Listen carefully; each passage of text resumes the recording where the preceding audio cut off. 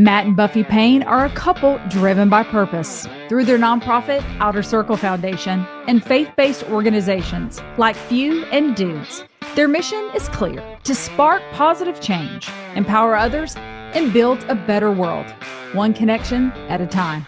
She is Chick. He is Dude. Welcome to the Chicken Dude Stuff Podcast. Welcome to the Chicken Dude Stuff Podcast. Chicken Dude and Stuff. No, not and stuff. So this is a running joke because it's Chicken Dude Stuff, but he keeps introducing the podcast wrong to the point that Whitney now is making clips of him introducing it wrong to put at the front of the podcast because he can't get it right. It just makes sense. Chicken Dude and Stuff. No, it's Chicken Dude Stuff. Yeah. So we have with us this afternoon, Christy Renee. Hi, hello.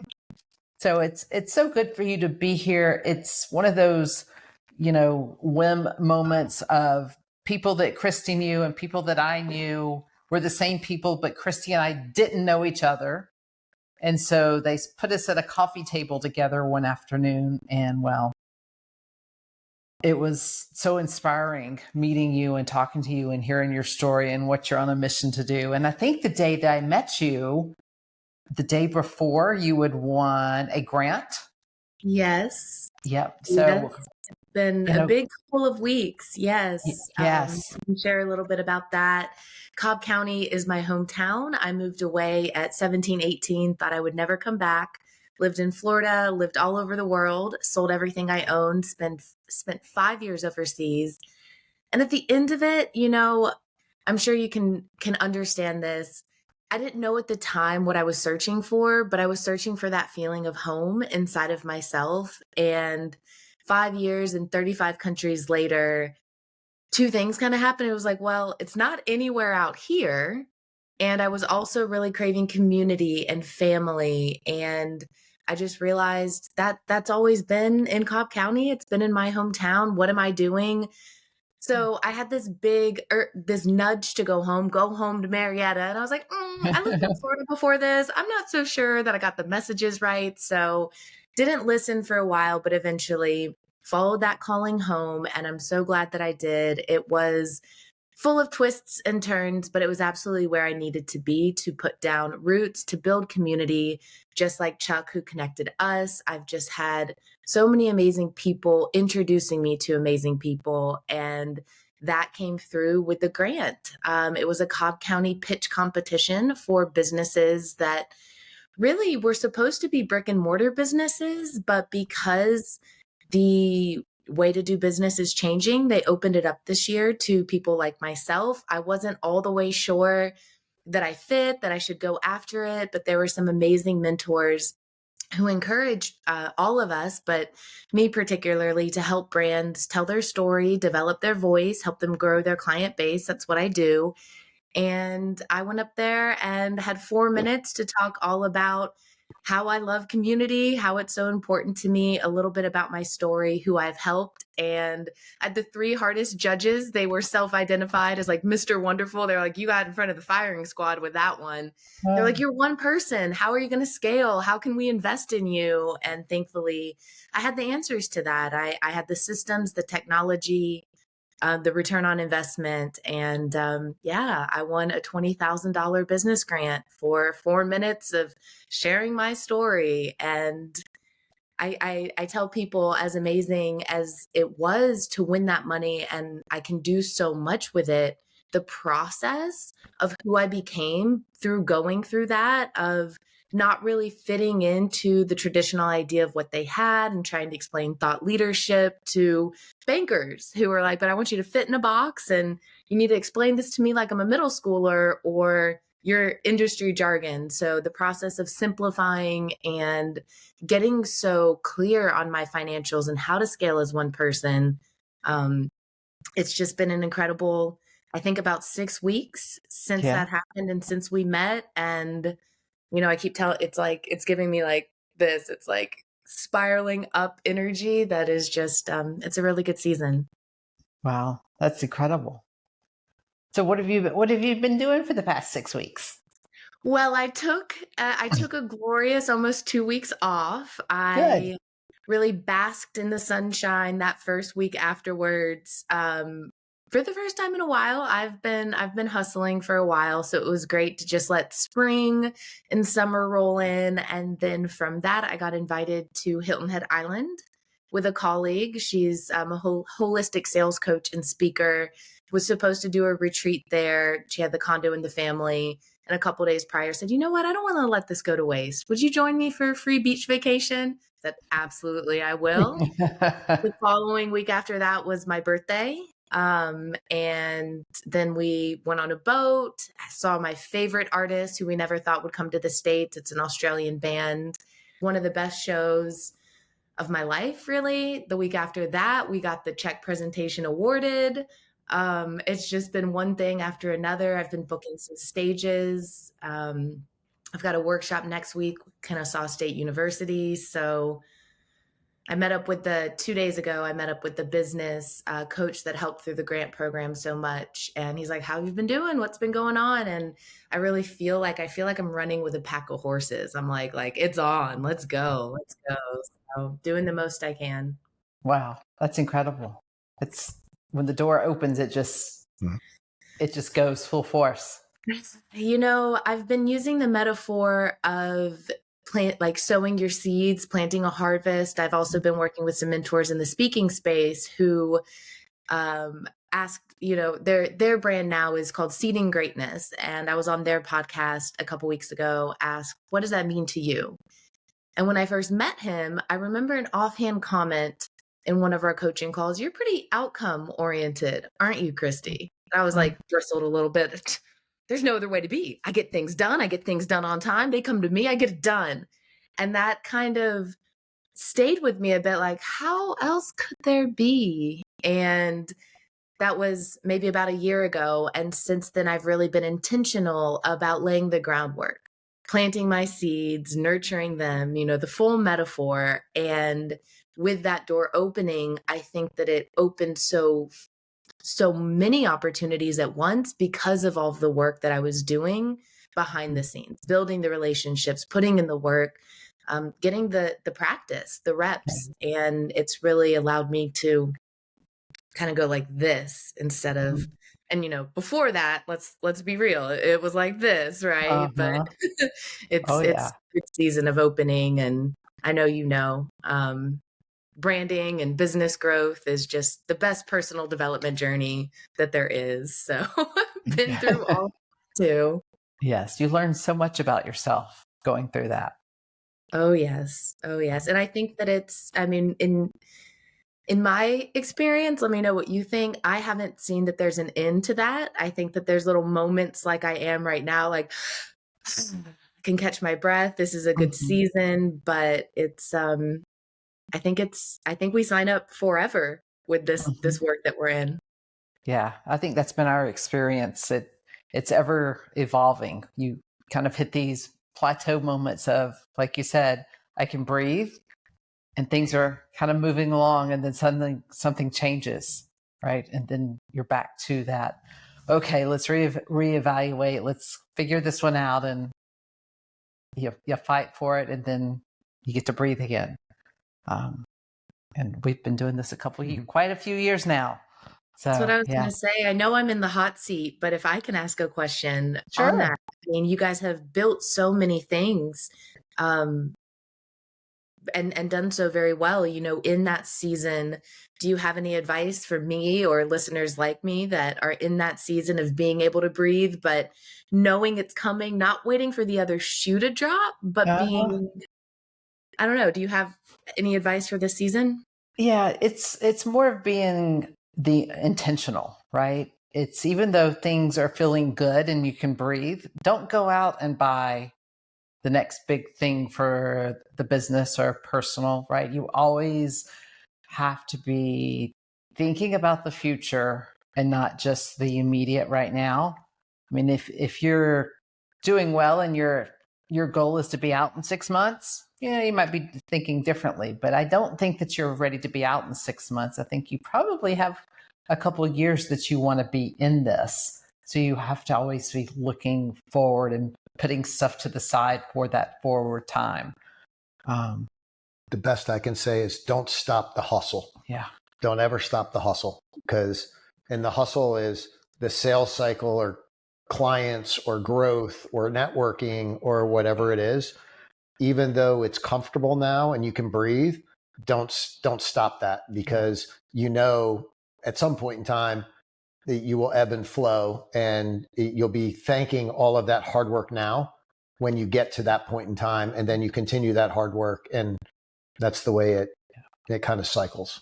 Yeah. I heard keep the momentum going. Noted. Yes. Noted. Yes. You can take a vacation from time to time, but that's it. So let's take a step back. What's the name of your company, and what are the services that you provide, and things that when we're talking to the people listening, what is it that you do and how do you do it? Yes. Well, I have a brand, Magnetic Storytelling Method. That means that you have an energy and communication style that pulls people in, builds trust, and creates connection. And it was really born from the fact that in 2025, we entered into what leading research firms have proven this is a truly new era of business. Yes, we have AI, but aside from that, we have an entirely new demographic coming in to the workforce, kind of taking over. Really, buyer behaviors in even B2B spaces have changed. How do we connect with these digital natives who have grown up with words on a screen? Mhm. They fall flat. There's more and more digital noise or marketing noise out there than there's ever been. So how do we go from just words that fall flat to words that make people feel something? And so at the highest level, that's what I help brands of all sizes do. If it is an organization, maybe they've gone through a merger. One of my clients was Acosta Group. They had 7 umbrella brands that were coming under the big one brand. How do we create a website? How do we sound like us? How are we not this weird, disjointed entity, but how do we move and operate? I always use the example of Chick-fil-A. They were the only brand to ever come across my desk when I was in corporate advertising that had a documented system for how to communicate. And it's not surprising that they grew from a handful of locations in the Southeast to nationwide. I know people in New York that are very passionately for Chick-fil-A, and that comes by having a brand identity and knowing how to communicate that. So I do that at a large scale. My favorite place to work is with entrepreneurs who feel that they can't all the way articulate it, but they know that they have a calling for more. They know that they have a message inside of them. Most of them feel that it is a God-given message, but they don't know how to move forward with that. They say, I feel like I'm an author. I know I want to TEDx one day. I want to build this big brand. But it's just, what do I do? And I feel like my superpower is being able to articulate the invisible. And through a conversation, I would learn about them, their hopes and their dreams. And really, I think I just hold a lot of space. I think that my clients always tell me, what to focus on. I'm like, well, I didn't really do much today. You said trust 17 times, and I'm just, navigating that. But I think that being able to have had such, a dynamic life. I've lived 5 lives by the time I was in my early 30s. And I think that being able to see the world in the way that I have, lived as many lives and kind of start over from scratch, and then have my corporate advertising experience, I'm able to see patterns in words and see what goes out into the market, and then feel really the essence of who they are and helping them articulate that in a brand voice. And that's what I really love. Awesome. That's what she's really passionate Yes. about. I can tell. You could tell. I can tell. Yes. Yes. And it's so critical, right? Because especially from an entrepreneur standpoint, we fell into this trap early on. What do you do? Oh, we can do it all. We could do this, and they just look at you with a, glazed eyes. Yeah, glazed eyes. And that elevator pitch, that really laser focus, here's what we do and here's what we do well. And then if you can do more than that, let them come to you with that. Don't lead with that. Yeah. Focus on your critical few. and be there. We struggled with that for a while. Yes. Yeah. It's good to hear I'm not the only one. That was really what the process of going through the grant helped me. I was like, I don't know how to say what I can do. Tell me what you care about, and I'll tell you what I do. Right. And I think having that ability on top of that I'm helping brands adapt to the new era of business. Everybody needs this. People Right. come to me, and it was that distinction between, okay, what do you want to do? And then everything else you don't have to stop doing, Right. but don't try and market that. Don't try and repeat that. And that Agree. was the biggest breakthrough of the last few years. But having that come 6 weeks ago or so has given me such laser focus that I think has helped open the doors in the way we started the call about.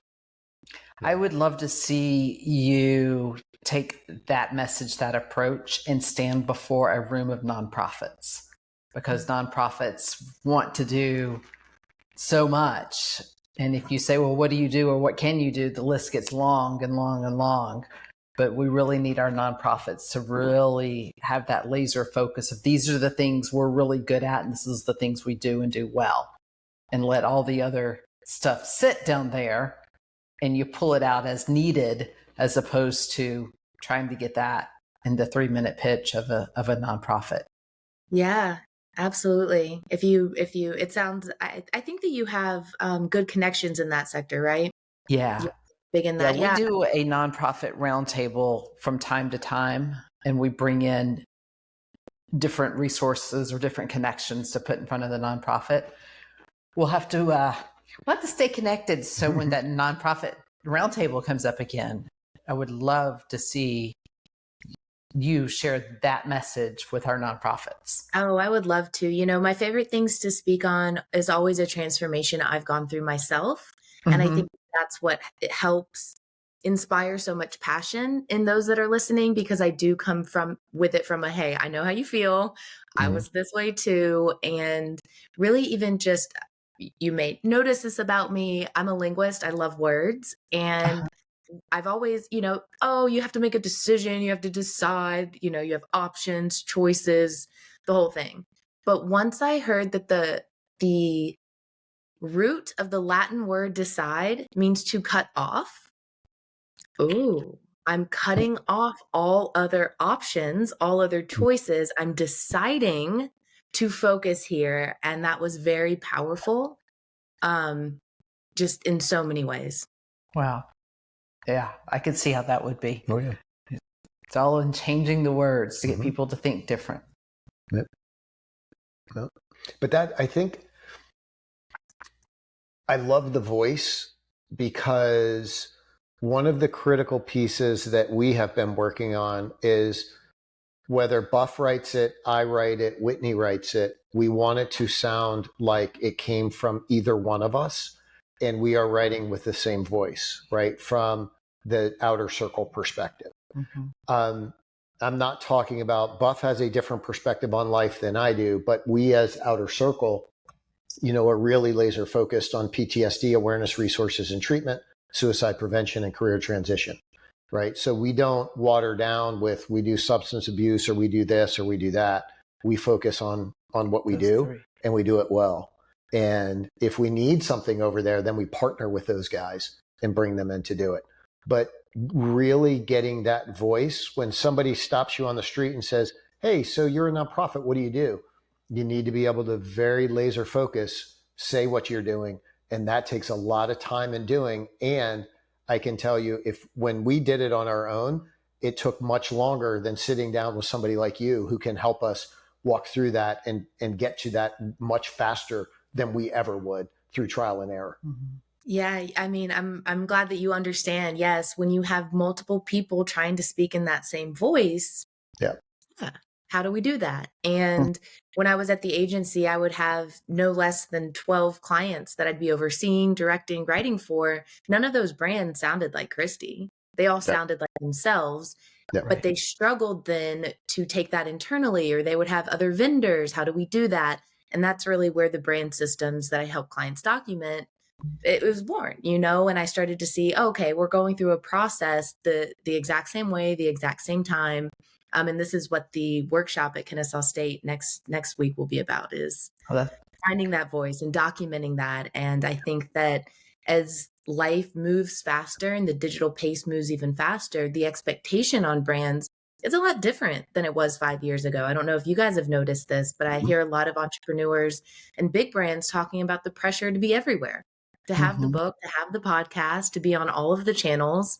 And if you have a system for doing that, it can really not only save time, but if you have a team working for you, save their sanity, to be honest.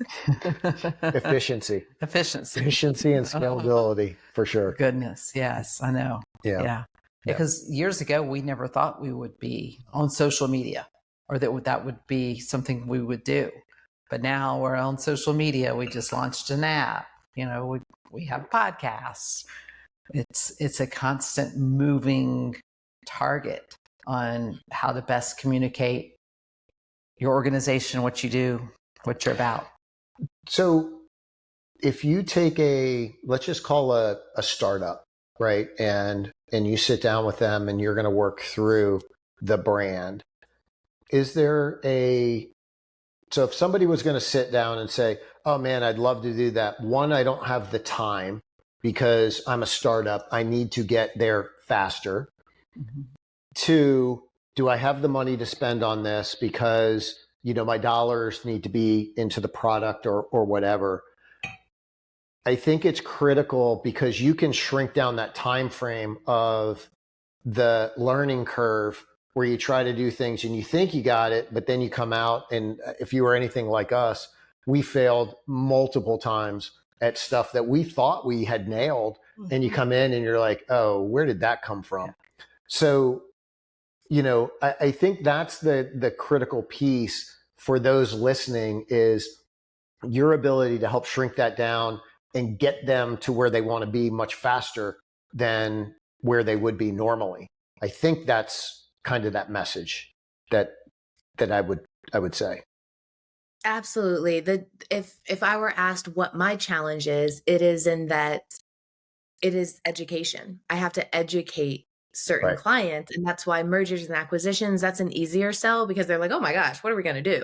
But for one brand, they're not always thinking with that more future focused lens of, well, how do I take what I'm doing right now and get it all off of my shoulders? That's really that's the pain point there. I wear all the hats. It's all on me. If I want to close a deal, it's me talking to them. If I need to market myself, it's me on social media. And I would say that there is a time when, I wouldn't convince maybe that certain startup that they need me right then and there, depending on what's going on in their environment. So if they're trying to bring on team members, if they're trying to scale, absolutely let me help you save that time. But if they're still just that team of one, there is a certain bit of time and space it can take to develop that voice. Right. And I think that whether you're working with me, that's what I do with my entrepreneurs that I do the one-on-one coaching. They know they have something in there and they don't know how to articulate that. I love that part. For a startup, I would really want to have a conversation with them because sometimes you will learn so much by the failure process that sometimes that's not to be glossed over. Right. Yeah. Because that is such a critical piece, right? And you learn so much about your industry, yourself, where you're positioned, the whole 9 yards by some of those failures. Oh yeah. And I think that the fastest way to clarity is taking action, showing up in front of an audience and saying, this is me and this is what I do. And then you sit down and you're like, oh man, I would have done that way differently. And you learn so much. In my world of speaking, they say that there's three speeches: the one you think you're going to give, the one you gave, and the one that you wish you gave. And that process is just, it helps you learn so much. Yeah. Even if you nail it, you're like, oh man, I wish I would have said this. I could have said this too. Yeah. And that shows you what's important because that's what you wish you would have said. And then you can kind of refine and go from there. So everybody does need it. But again, taking that more laser focused in organizations and entrepreneurs right now are my focus. Absolutely. My few. What did you, my focused few? Is that what you called it, Matt, at the beginning? Yeah. Your your strategic view, right? Those laser focus, those things that at the end of the day, there's nothing, those are your core competencies, if you will. Right. And for me, I get excited because I think less of the brand voice part, but I think that startups need my skills in helping them pitch. They need my public speaking skills. And so prior to that strategic focus, that was another leg or layer that I was trying to get up and going because they need it. And this is fun and I'm excited. And you can tell I've got a lot of energy and passion and excitement. But that's one that I've had to pull back a little bit from and like, okay, let me get this going. Get more automated over here, and then hopefully I can free up time and bring in more things like that. There's so much I want to do. I get it, but so that's another class you can add is for especially those entrepreneurs of there's so much you want to do. You can't eat the elephant, right? You have to start here, and you have to recognize if you put your hands in too many things that you're not going to do them as well as you could if you would lessen them. But it's getting them to self-identify. Okay, you've got too much going on now. What can you back off of today to free up time? And that's I think for me, another big part of how the grant and when we first connected was life-changing was that 7 days prior, I was all nerves, right? Because I was the odd woman out in so many ways. I was like, I don't know if this is for me. Yeah, I can go. I'm not nervous about what I say, but all the other stuff, I don't know. And 7 days prior, I woke up and realized, the best thing that I can do is show up in my best energy. And energy work I talk a lot about that. And I had been a little bit frustrated since moving back to Marietta 5 years ago, knowing that food and health is very important to me. What I got to learn in countries around the Mediterranean and Southeast Asia and New Zealand. I mean, I was spoiled with food quality and I loved it that way. And so the way that I eat and fuel myself, that's directly connected to how much energy you have and how you communicate that energy. And so I'd been kind of complaining more than I would like to admit for the last 5. This is hard and I have to do it all myself. And oh man, none of that mattered 7 days before. I went like this to my schedule. I feel like this is really the move that I did. Anything that wasn't a priority got moved out. I went to the grocery store. I was buying just pounds of oranges, peeling them and freezing them, just mixing I showed up for myself in such a way that at the end of it, I said, why am I showing up this way to an event, but I'm not showing up this way to my life?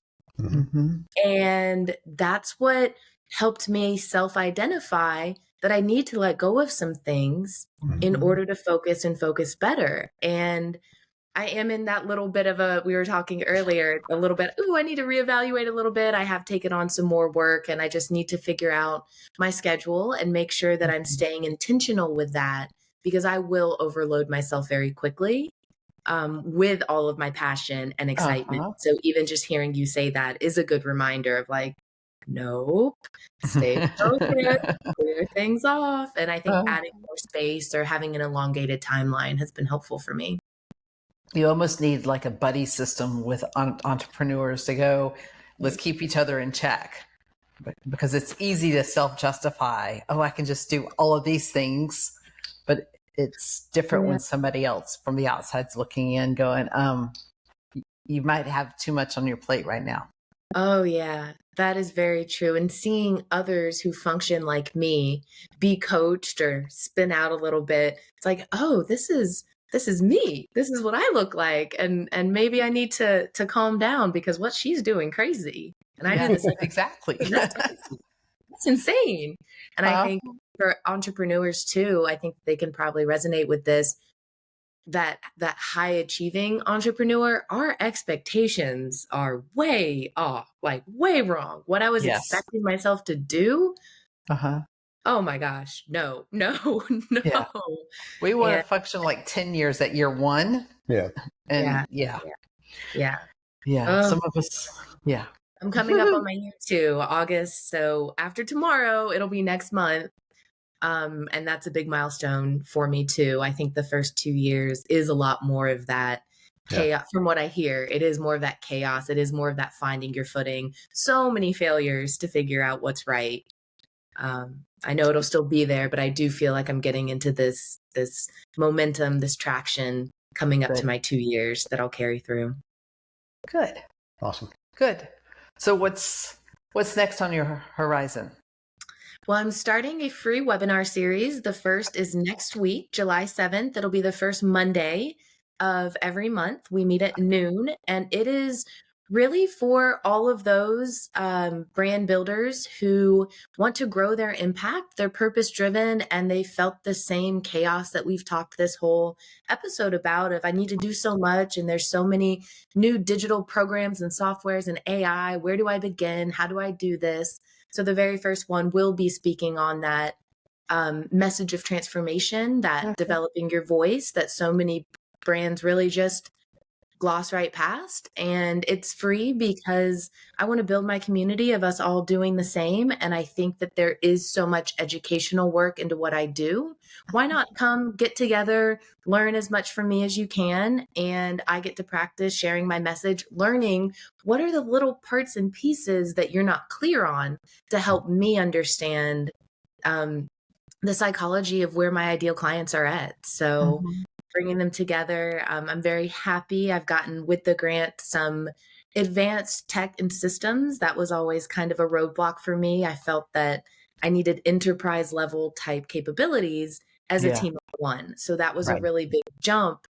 And now in having that, I've been able to automate in a way that allows me to get out there more in the way that I want. So I'll also be starting my live stream. I want to do it all right now. That'll be starting in August. But I'll have a live stream where I bring on guests as well. One time a month podcast. I've got a couple. I'll be keynoting the Super Women's Conference in August for the Kennesaw Business Association. And then I've been invited to speak at the world's largest event industry conference in Vegas in October. So yeah. Very exciting. Congratulations. Lots of things on the horizon. Thank you so much. Awesome. Well, you'll have to share your link for your session for the first Mondays. Yes. I'll share it with the Women of Few. Because it sounds like something that the few women would enjoy as well. Yes. And I decided on the timing. I missed today, but it is on my schedule, the monthly or the weekly on Mondays, 11:15 to 11:45. And I said, how perfect. I can join together before my webinar and then go straight in. So that's beautiful. That was intentional as well. Yeah.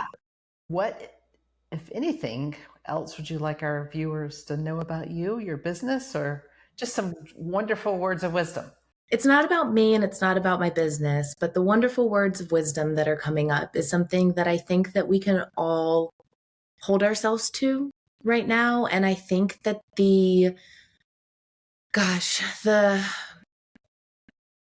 I'll say that the weight of the world was very heavy on me for a very long time, and it would weigh me down. And having that, speaking of energy and going out there and sharing our light, I think that it's very important that we inform ourselves, we know what's going on, but then we kind of put up an energetic blocker of this is not going to be a negative fear energy that I take and share with others. And I think that that's something that's very easy to do right now. Hey, did you see this bad news? Did you see this bad news?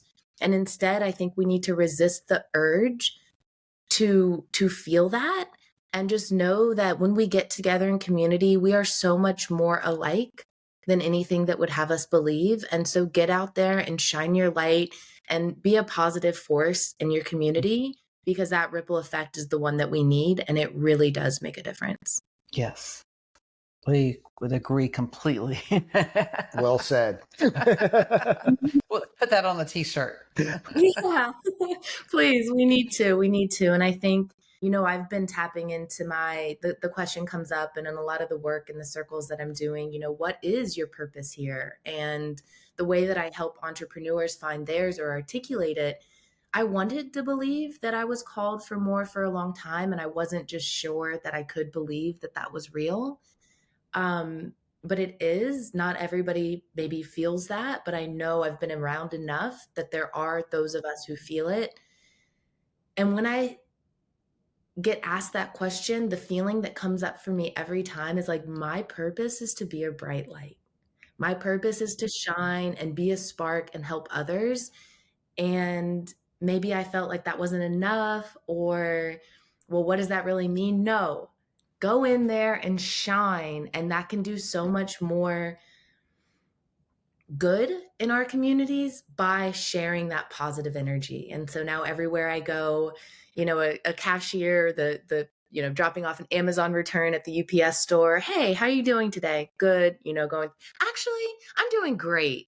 How are you? And sharing that little bit of joy. Like, I found more money in my purse at the bank teller. I had $200 in this deposit than I thought. Take some of that good energy, Yeah. and just walking around and treating everybody like they're my best friend, and not being transactional, and sharing good pieces of news for others to carry through. Not only has it changed the way I show up in the world and all the good things in my life, but I like to believe that it's changing theirs too. And I think we can all do that more. Yep. For sure. I'm certain it is. I am certain it is. Yep. It's the ripple. It's the ripple. It is. We talk about the ripple a lot. Mm-hmm. Thank you so much for joining us today. Yeah. We really appreciate your time. Appreciate you guys too. Thanks for this conversation and a great break in my day.